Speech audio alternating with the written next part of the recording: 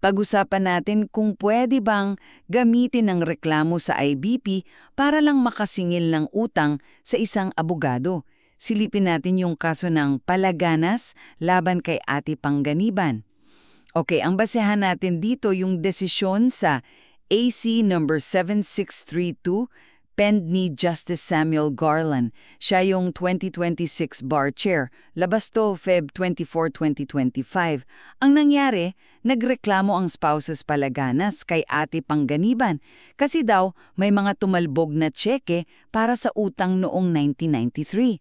Pero depensa, para daw yun sa kumpanya, hindi personal. Nag-file din sila ng separate civil case.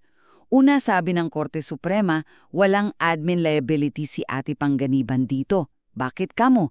Kasi yung utang napatunayang sa kumpanya pala talaga, hindi personal sa kanya kahit siya pumirma sa tseke.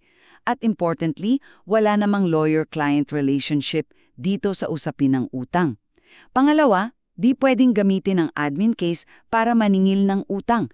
Binasura ng korte yung motion na ipa-execute yung utos ng IBP-BOG na magbayad si Ate Pangganiban Kasi nga, sabi ng korte, ang admin case sui generis yan iba yung purpose.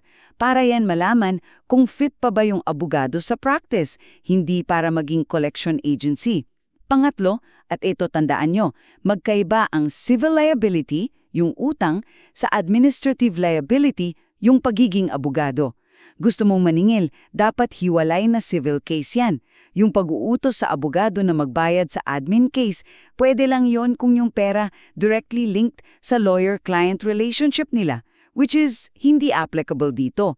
So in short, admin case para sa fitness to practice, civil case para sa utang. Hindi yan pwedeng paghalo unless yung utang mismo galing sa lawyer-client relationship. So kung di pala pwede yung admin case para maningil tapos na-dismiss din pala yung civil case nila, ano pa kayang pwedeng legal na remedyo para sa nagpautang? Gusto mo pang ganitong quick reviews ng SC decisions, lalo na yung mga sinulat ni 2026 Bar Chair Justice Garland? Mag-subscribe ka na.